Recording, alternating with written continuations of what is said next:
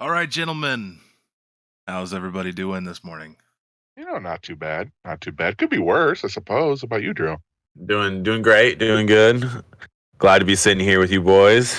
So Oh this yeah. is this is a fun episode. We got 3 out of 4 of the Masters on this episode. This is something that this is kind of the idea behind the show that I had in mind is yeah, everybody is going to have episodes where it's just me and them, but then there's going to be the really fun episodes every now and again where we get sometimes two or three of us in here, sometimes all of us in here, sometimes it might just be one of us in here, who knows, but it's kind of a gamble with who you're going to get every week, and I think that's going to make it exciting for our audience to be like, oh, I wonder who's on next week. um so I want to know, it's been a little bit since the show started. As we're recording, Drew, you were 2 weeks ago. Zed, you were 3 weeks ago.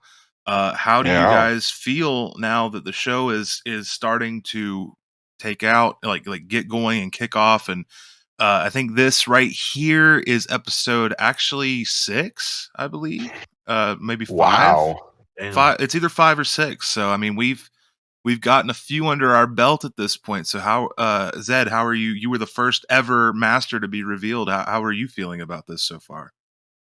First and foremost, that was sort of like that was an honor. It was a big deal. It was something that was very exciting and to see how folks enjoyed it and the likes and the shares and the comments and just it was a huge reception and I was very, very stoked about that. So yeah, just first and foremost, thank you guys so much for having me here. And also thank you to the audience for all of the well wishes, the listens, the comments, the upvotes, just everything. The shares. I mean, there are folks just sharing the video, talking about it that they didn't have to do that, but they did it out of the kindness of their heart, and that's what this community is all about. Is just everybody helping each other from the kindness of their hearts, and yeah, great reception, great reception. Yeah, like real quick, and then Drew, I'll let you go, but I want to give a huge shout out right now to Cinema Chris in particular. Now there has been so many members of our awesome community over on TikTok, which if you were listening to this and you were not following any of us on TikTok, what are you doing here? You got to go follow us on TikTok because that's how you get God dang. more of our awesomeness over there, talking about movies, physical media, all that stuff. But I got to give a huge shout out to one member of our amazing community in particular, and that's Cinema Chris. He's at Cinema Vault on TikTok. He just made a friggin' video talking about us. Just gave us a huge shout out on his platform. Used his platform unasked. We didn't ask him to do anything of the sort, and just out of the kindness of his heart and out of his own enjoyment for our show, decided to go and pimp our show out on his platform. It was it was an amazing shout out. We all are so touched and so humbled by the reception for our shows, and we want to just thank you guys all because like it's been amazing seeing this. And it's surreal to think that like all of you guys care enough to tune in to hear what we have to say about movies and stuff to make our voices heard and stuff. So thank you all for that. Thank you, Cinema Chris. And like we can't wait to have a few of you guys, Cinema Chris included, on the show as guests as well in the future. So you guys can all look forward to And that. and just to say, just to interrupt Drew, just one more time, just before he can talk. Drew, just wait one more second, Drew. Just want to say, yeah, Chris, amazing video, completely unprovoked. Nobody asked him to do that. Amazing, Drew. Just make sure to just slide in my DMs real quick, and then the $20 that we agreed on in PayPal, I'll slide you the $20. But yeah, completely unprovoked, guys. That was so amazing of him, Drew. What do you think about the podcast? It's been amazing. It's been a lot of fun. I've been enjoying just being able to talk to you guys in general about movies and physical media, and then just to have people that are tuning in and listening to it and enjoying it and liking and connecting with it. It's just awesome. It's what it's all about. And right now, I feel like the physical media side on TikTok is just amazing. I feel like everyone is so nice and accepting and welcoming. So I'm excited, and I'm excited to keep it going.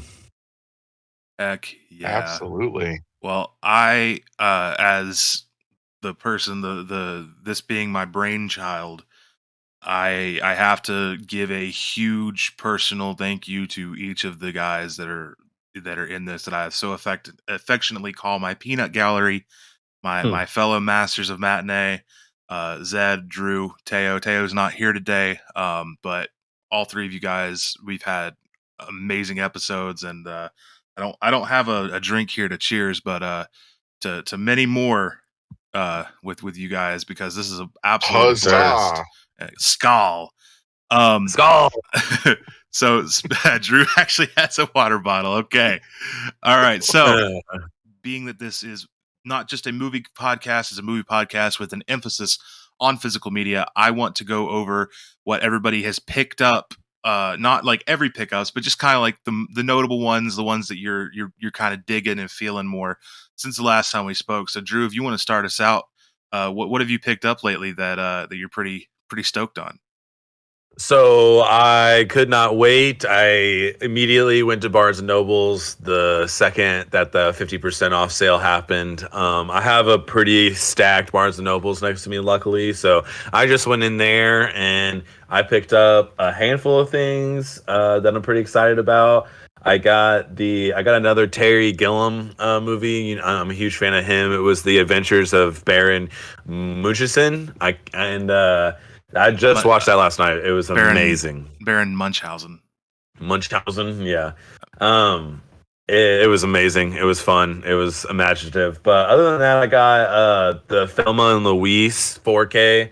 I was really hyped about that. And then I think other than that, I got Paris, Texas, which I don't know much about, but I've heard amazing things and I've been dying to see it. So I'm excited about those a lot. And I'm excited to finally get to see them in the Criterion format with all that bonus material. Yeah, I am at this point just waiting for my turn to go and hit the sale. That Thelma and Louise 4K is for sure on my list. Hmm. And I want to get like on my list. I want to get a couple. Like I'm missing a couple of the Wes Anderson movies out of the Yeah. Criterion Collection. I saw that you did a video recently rating all of Wes Anderson. So like Hmm. I have not seen Asteroid City yet, um, which we're going to talk about why because I don't because of theaters and stuff here in a bit. Yeah. Yeah. So I'm probably going to wait till that comes out on Blu-ray. But For I sure. think in the Criterion Collection, I'm missing Life Aquatic and Bottle Rocket, and so I really want Okay. to get Yeah. those on this sale. Yeah. Um, and that was another thing too, Drew. I wanted to maybe an episode before July is out, while the sale's still going on. I want to make an episode with you, even if it's just a short little episode. I want to make an episode with you and make our like Criterion recommendations, like go over what we out of Okay. our own Yeah. collections and make a list of because like I know that you actively collect Criterion, as do I. Yes. So For sure. I would like to make that episode with you. Um, Zedzilla. What have you found lately in the big lots, in the Goodwills and the thrifting? What you got for us?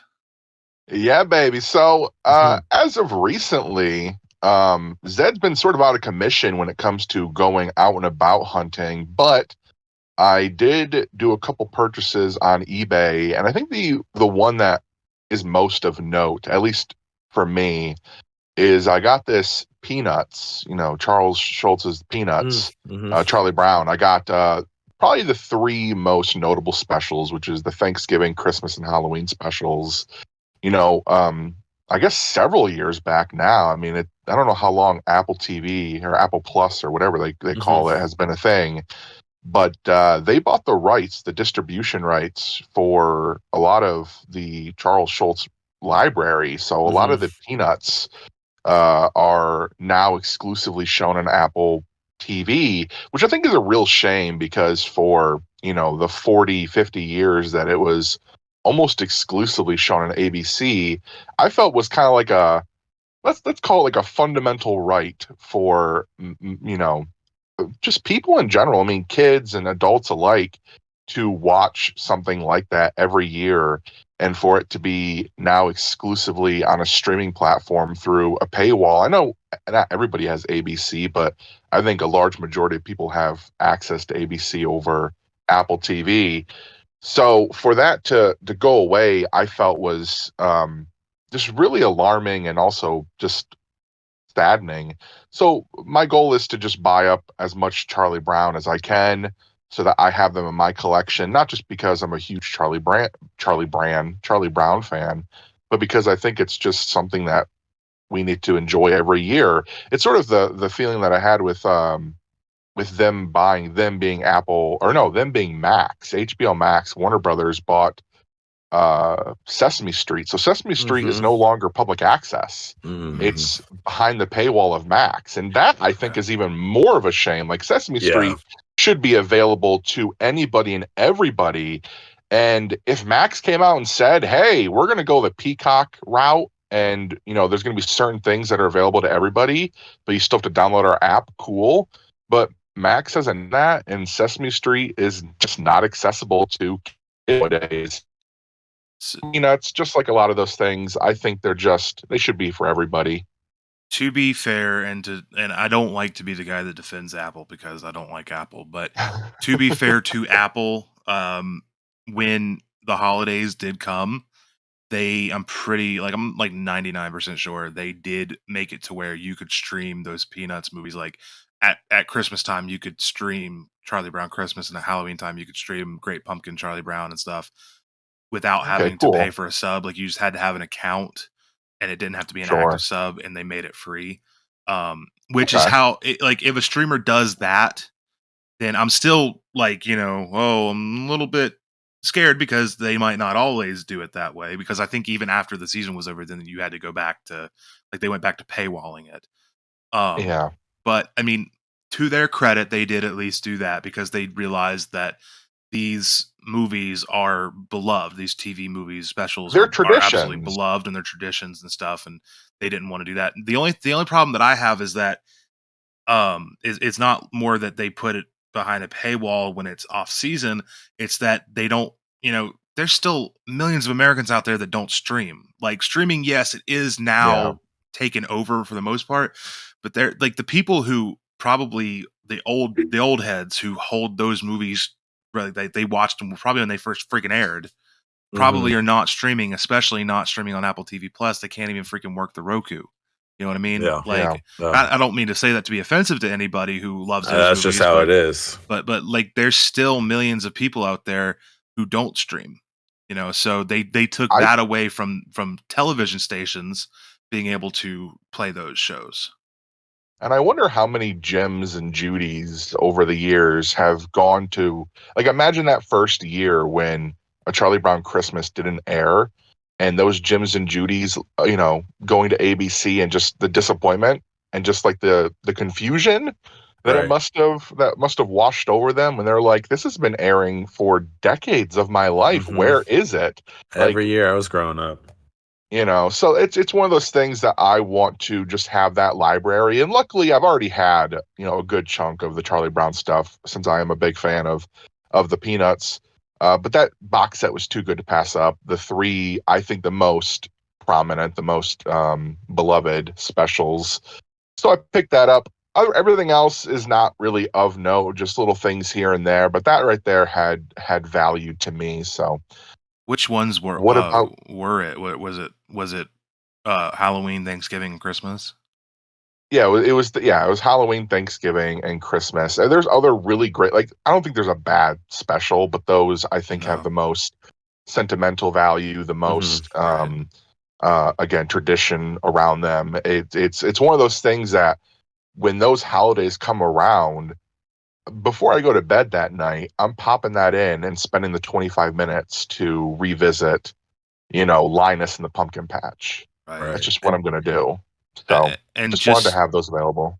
just to confirm, you still have not found a copy of Scooby Doo Cyber Chase. All right, listen. I gotta go. I have to go water my cactus. No, I've not. I haven't gotten out in a few weeks now. And it's one of those things, there are certain movies. I only really buy box sets or like collector's stuff off of eBay because the likelihood I find it in my stores is very low. But when it comes to just like, I'm not gonna buy Sausage Party off of eBay. Right. I'm not going to do that. But if I find it at Goodwill or Big Lots, I'll think about picking it up. So it's one of those movies that I love hunting. I love the randomness of it. I love going to a Goodwill and it's just like a goodie bag. Like when I was growing up, going to the Salvation Army with Grandma and Grandpa, right before you walked out the door, there was this little shelf full of brown, like those little brown paper baggies, just full of toys and random stuff.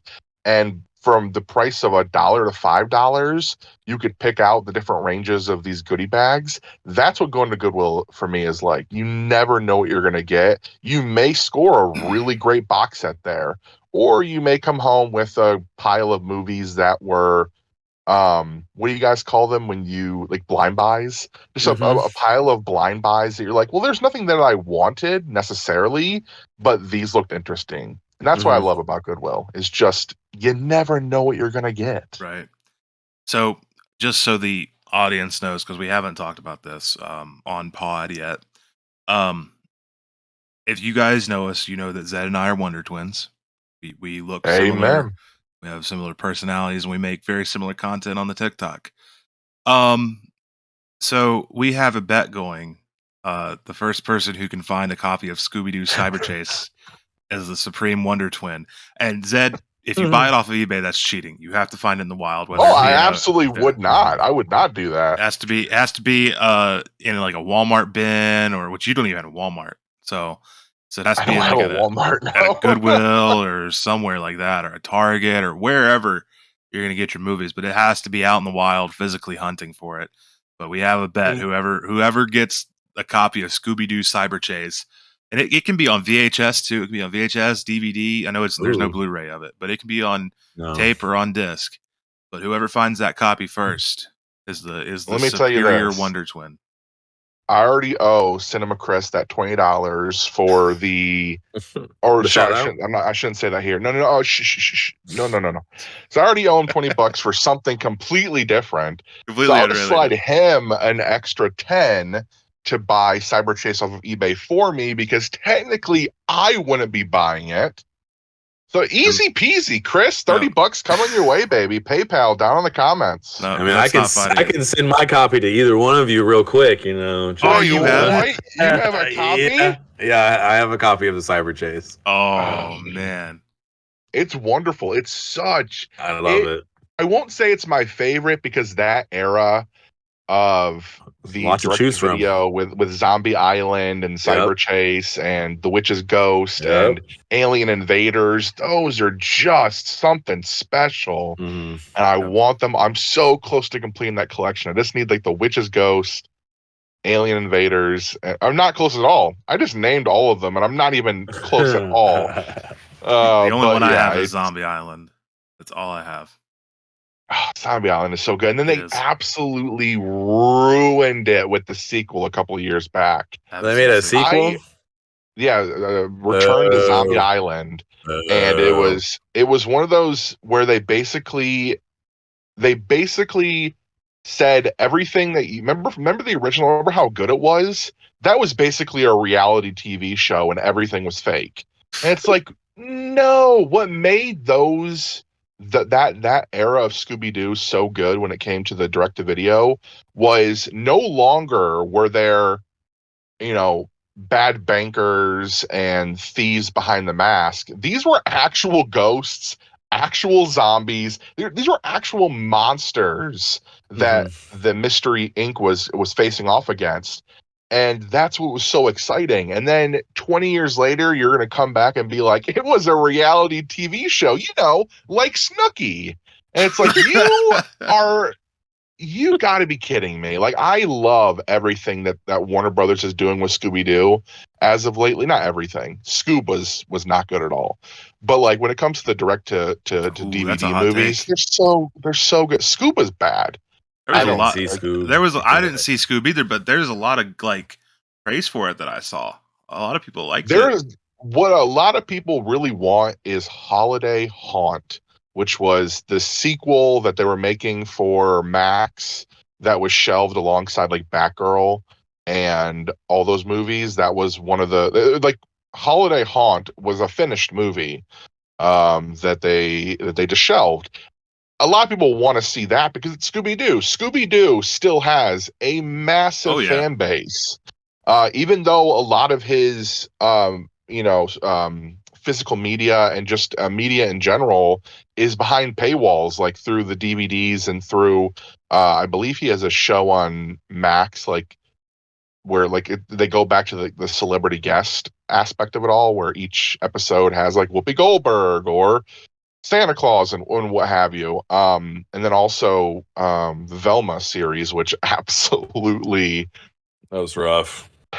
yeah, I that's a haven't watched completely it. different story. I But haven't watched it, anyway, but I know that's so divisive that I don't really want to talk about it. yeah, suffice to say it's getting a season 2 and people are really don't understand why, and maybe they can course correct. Listen, there's a lot of shows that are not good or are just okay that really come swinging back in their second season. Maybe Velma will, who's to say? But I Scooby-Doo is just a huge property that is still beloved by so many, and it's nice to see that there's still media coming out. Same thing that goes back to like the Peanuts. It's so good that after so long, 5 decades, 6 decades, 7 decades, whatever it might be, of these characters, that they are still as relevant as ever. It's so a you beautiful thing. so you're telling me Warner Brothers Discovery threw Batgirl away, which is mostly completed, but they're bringing back no, it Velma is for a season completed. 2? No, Batgirl was It is completely 100% complete. completed. I mean, I remember reading that story and being absolutely disgusted. The creators of it, like the director and the producer, were literally together, and they literally couldn't even keep a copy for themselves. HBO Max or Warner Brothers was like, we're taking it all. It's all going away because they write it off as a tax credit, so they get money back for it. But they were like, we spent 8 months on this movie, if not longer. And this is Brandon Fraser was supposed to be the villain. I mean, he was supposed to be in 2 decently big movies that year, and they just took it right away from him, never to be seen. It's gone. It literally cannot be. If they release it, if they bring it out, they have to pay an absurd fine because of like what they're doing now. It takes it away, and it's just disgusting. I just hate that. That is, It's I hate oh, Discovery. go ahead. Like Discovery's Mm-hmm. awful. They're just an awful company. They have Discovery's merger has done a lot of damage to Max. I still think Max can recover from it, but the fact that there are movies that were exclusive to Max or like I want to talk about Disney here in a second, but like Max, one of the ones that they took off was An American Pickle, Yeah. which was Mm-hmm. one of their first movies that they were advertising the streaming service for. Like new Seth Rogen movie by Max, beautiful new streaming service, and then now it doesn't exist. I don't know if there's a Yeah. I physical was gonna say I don't think size, it did. unless there's people out there making homebrews or There bootlegs, definitely whatever you is. want There to call them most for it. assuredly is. It doesn't exist. And like Disney this week, a couple days ago, or maybe even yesterday, who's to say, there was a movie it was an $80 million movie called Crater. And it was, I believe it went straight to Disney Plus, which it was a fine movie. I watched it. I try to watch every new Disney thing that they put out. And it's just a group of kids that grew up on the moon, and they have to basically complete one of the kids' father's dying wish to go to this one crater on the moon and see what's there for him to see, something about his mother and father. And it's this beautiful, very profound movie. The ending absolutely just broke me. Like my chest was so tight and hurting. It was Hmm. wonderful. It Yeah. came out like 3 weeks ago. It doesn't exist anymore. Damn. It doesn't exist anymore. It's That's completely crazy. gone. I hate that. And the Mighty Ducks, we all like everybody loves the Mighty Ducks, and they had a return Mhm. with the Mighty Ducks Mm-hmm. Game Changers television show. They did 2 seasons of that. A couple of weeks after the second season came out, they were both taken off of Disney Plus. An I, exclusive series stupid. gone. It's Well, like that sort of stuff I just, oh, it irks me. Like I understand the reasonings. Like if you explain to me low viewership, or hey, there was this one song that was really expensive, so we couldn't pay for it anymore. Fine, what have you. But like 3 weeks and it's gone. Yeah. This is not the theater experience, folks. Well, and you know that the lower viewership thing, that's just a bullshit metric that they're using to justify a tax write off. Like, Yes. Sure, yeah. It's all so money. It's all money. It's crazy. yeah. So I do want to know, while we're on the subject of Disney messing up, what do you guys think? What was the movie? The French Connection, right? Yeah, the Yeah. French Connection. What do you Yep. guys think about them censoring that? Wait, what, the French Connection or the French Dispatch? No, the French Connection. Connection. Yeah. I don't even. I feel like I was told about that, and I was like, do research, but I feel like I didn't, so I may not be the best one to answer this question. So, Drew, So, what do you think? well, so there was the movie The French Dispatch was on Disney Plus. Actually, no, it was on the Criterion Channel. It wasn't even on Disney Plus. It was on the Criterion Channel, and but Disney owns it. I think it's part of their 20th Century Fox like partnership or not, or ownership, whatever, part of their Merger. library. Yeah, the merger. And the character in it is racist and prejudiced and stuff. The main Oh, character, yes, yes, and he yes. says a slur like 10 minutes into the movie or something like that. And on the Yeah. Criterion Channel, they went and removed it. And then everybody was like, what the hell? Like, I mean, you know, it's one thing to talk about racial slurs and stuff, but like, you can't censor that. You can't take old movies and remove stuff like that. It completely, like, where's that line then? If you're going to do that with Um, old movies, you know? Are we gonna start censoring Tarantino? I mean, Pulp Fiction is just slur after slur sometimes. I mean, not the Yeah. whole movie, obviously, but there's certain stories that it's like, yeah, that is bad and terrible, and you shouldn't say that shit. But like, there's certain stories that are told where if you have a character like that, it adds to the story in a way to where it's like a learning situation, especially like that movie, The French Connection, because it all comes back around, you know. So it's like I just find that so crazy. It's just weird to see what we're doing with this like digital media situation. Like I think stuff is starting to happen that we didn't even really like think about. But now that it's all digital, they're like, oh, let's go back and change this 1970 movie because it says a bad word. And it's like, just I don't know. Maybe just don't put the movie on your platform if you have that big of a deal with it. I don't think we need to change it. Well, I so don't know. it wasn't Criterion who did it, and they said they weren't sure if Disney did it, and then Disney said the director did it. So if that's Oh, I didn't see true, that. yeah, if that's true. Now I've never seen the French Dispatch. I don't know. Were we Or talking the about the French Dispatch, or are we talking about The Connection? connection. I just I'm connection. confused Connection. now. Yeah, Connection. not Connection. Wes Anderson did not put a slur in his movie. I was say I watched the Dispatch, and it's not. It doesn't. Wes Anderson suddenly turns into What? Tarantino. Yeah. Wes is flying off the hinges, man. Uh, no, French Connection. Yeah, but Disney Shit. apparently said that the director did that. So that begs the question: what do you think about directors going and revisiting their movies and editing them? I mean, James Cameron does that all the time. He remastered Titanic recently, and he Yeah. remastered Terminator 2, which he did an awful job on Terminator 2. We all know how that went. But then then you got Ridley Scott, who went in and did the final cut of Blade Runner, and that's like, I think that's Mhm. an example of a good time when a director did that. But that's I that mean, even sorry. So go ahead. Sorry. is there's a difference though, right? Like if a director is going in and removing dialogue because it's not culturally sensitive anymore.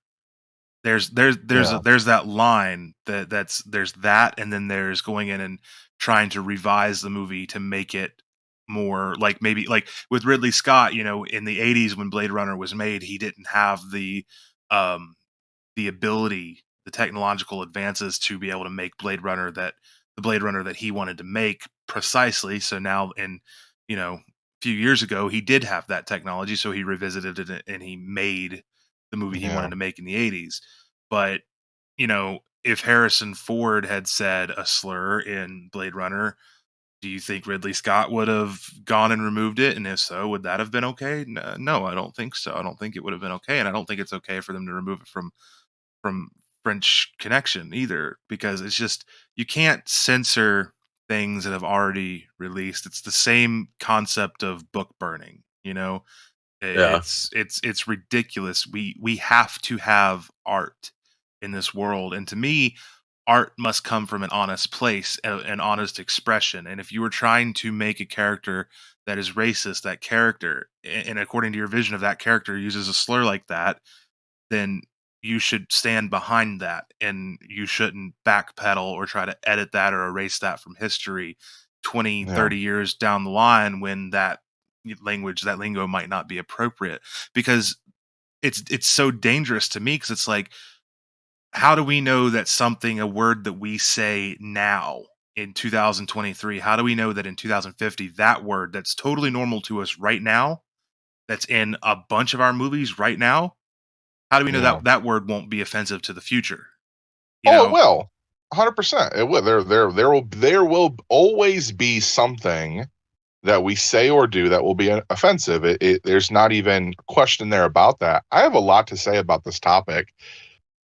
When it comes down to it, if a director wants to re-edit, remaster, revisit their own projects, I say more power to them. Go ahead, absolutely go ahead, but you have to make the other versions available.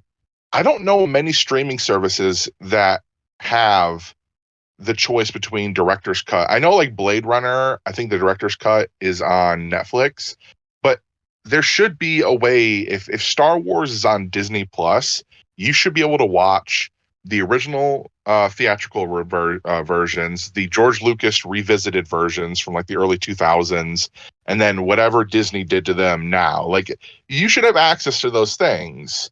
When it comes down to cutting out insensitive words or topics or sequences from movies, yeah, I mean, we can all think back to when Sam Raimi made the original Spider-Man, and you had advertisements on television that included the Twin Towers.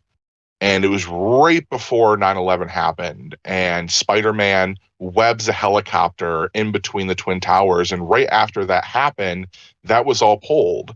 And it was a collective effort to try to erase the Twin Towers as much as possible from that movie. Now, you still see it in certain shots. It's still in the back. They're still in the background sometimes, but a lot of those sequences were scrubbed. And they exist online. You can watch the trailers or the teasers or whatever for them, and that's fine and all good. But that right there, I didn't feel like it hurt the movie whatsoever. Even though this Right. massive travesty happened at the same time, it doesn't hurt the movie. But if you were going to go, I think Drew mentioned Tarantino. If you're going to go back to Reservoir Dogs, his first movie, which is my favorite of his, and basically right when they pick up Mr. Orange, who's played by Tim Buscemi, right? Roth. Oh no, No, he's he's pink. pinky. Yeah, yeah, he's pink. There's a whole thing. Why do I have to be fucking pink? Yeah.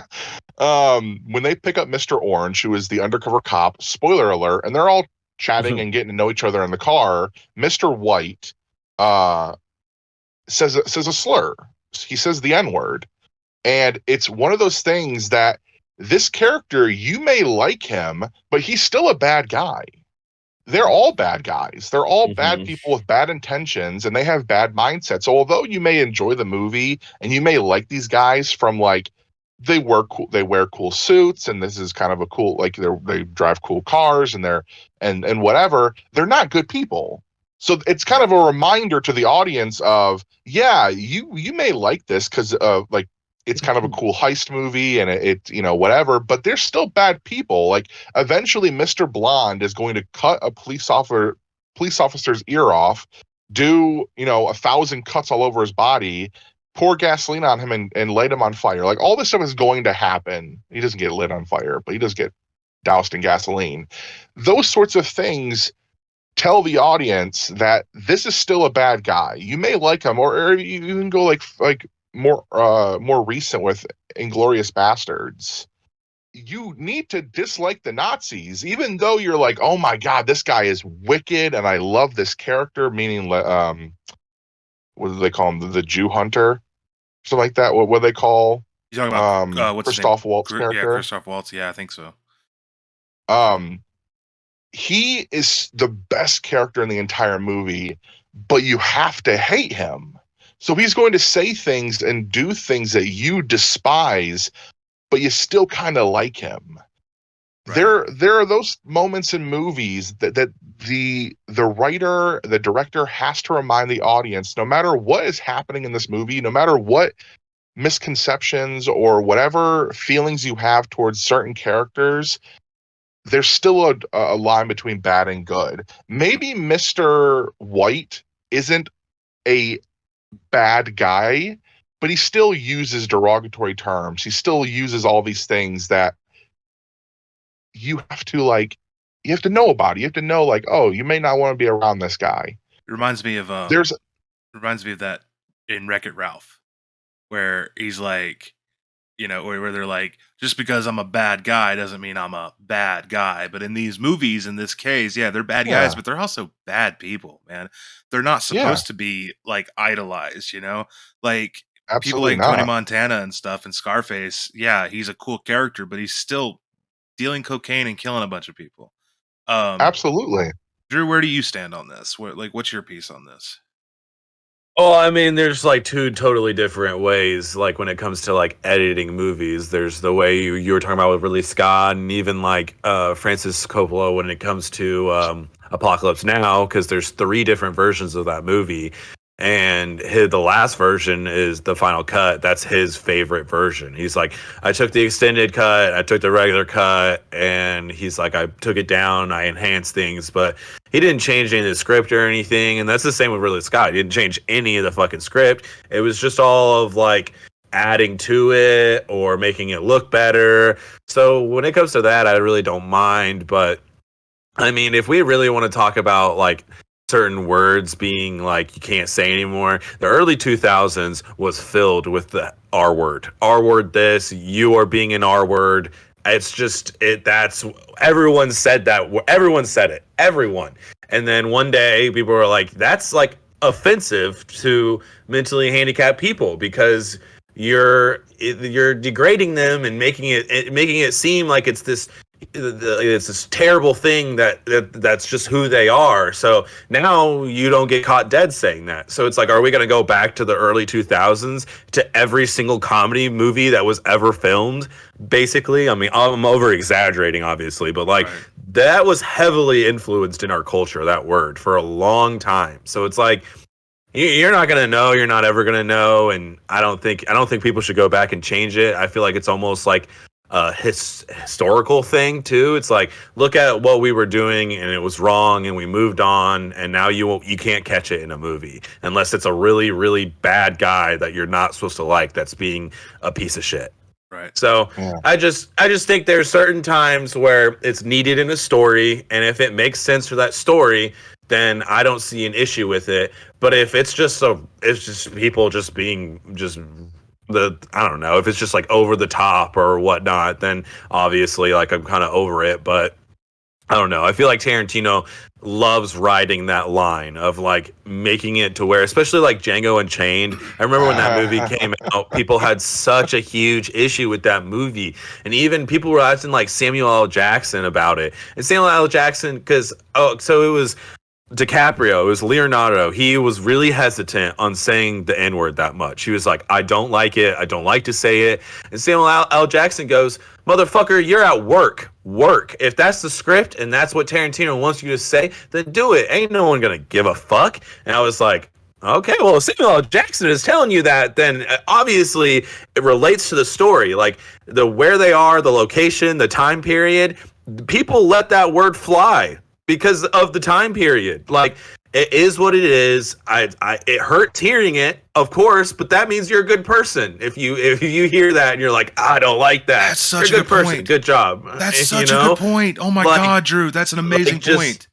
just leave it at that and enjoy the story for what it is and where you are with the location. And then you just understand that it's bad and you're never going to say it. But in this particular case, it is needed for the story. Well, even So in I haven't. Django, it's purposefully exaggerated. Yeah. exactly, yes, It's very purposefully exaggerated. Yeah. Mhm. exaggerated to like really drill home the point across of like you're supposed to be uncomfortable with this. Are Yes, you guys Yes. uncomfortable with this? Oh, Yes. you you're should not? be. Well, then Yeah, you yeah, I should look at yourselves if you're not Yeah. comfortable yes, with this. I've never yes. really looked at it too much like that. Like that's an eye-opening point, Drew. Like that, yeah, like these writers and stuff might be putting this in there to intentionally provoke that emotion in you to make you look at yourself and think, do I feel comfortable with this? Because if I do feel comfortable with hearing this much, then I have a problem. You know, Hmm. you Yeah. should everybody should feel uncomfortable hearing that word, you know, and hearing the Yeah. R word. And like back to your point about like how everybody used the R word in 2000s, it was the same with people using the word gay as a slur. Yeah. Like, Yeah. Or the F Yeah. word. Hmm. yeah, like everybody, you know, if you don't like something, you say that it's gay. And it's like that was like Hmm. every Call of Duty Modern Warfare 2 lobby, like Oh yeah. period.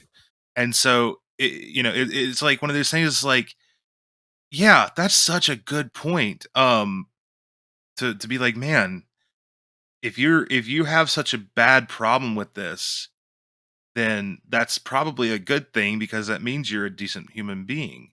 And it comes down to context. Yeah. Yes. So if you're going back to one of those that Drew was talking about, those original 2000 comedies, and they were throwing around, we'll use gay because it's as a queer man, it's easier for me to say. Hmm. If you're using the word gay, say the bully is calling the main character like, "Bro, you are so gay." Hmm. That you're like, "Oh, that's a bad guy." The bully. Like, I'm supposed to not like that guy Yeah. because he's Yeah. calling the main Hmm. character gay. But if one of the best friend character, like if we're going to like Michael Cera and Jonah Hill and Superbad, if Jonah Hill's character said, "Bro, stop being gay. Let's go to the party," you're not going to be like it contextually it's far different from when the bully says it to when Jonah Hmm. Hill's character says it. It's Hmm. intent. It's intent. He's using that as like a yes, it is a slur against the Yes, LGBTQ crowd, He's using it absolutely. but negatively. Yeah. but at the same time, he's also like he's not trying to say that to hurt anybody directly. Like the bully in that movie, in the movie that you're speaking of, hypothetically, that calls the kid gay, Yeah, he's actually using that as a weapon. He's weaponizing the word. You know, I mean, who amongst us, and I'm not trying to defend that language nowadays, absolutely not. but who amongst us in our younger years playing some video games or something hadn't been called gay from our friends or whatever for whatever reason back when in Oh, like for sure. 2008 2009 when it was acceptable to say that stuff, like we all Yeah. have. And if you're listening to this and you are within our generation now, if you're one of these more younger kids listening to this, then maybe not, you're probably exempt from this because you grew up in the age where you know better. But if you were on Xbox or just in middle school, high school, and in the mid 2000s, you've been called that word before. You've most likely called other Yeah. people that word before. Like it's just a fact of life. But now that we've all sufficiently been canceled, gentlemen, I'd like to thank you. Yeah. I'd like to thank you for coming to the last ever episode of Masters of Matinee. It's been a great run for 5 Oh episodes. We God. will see you later.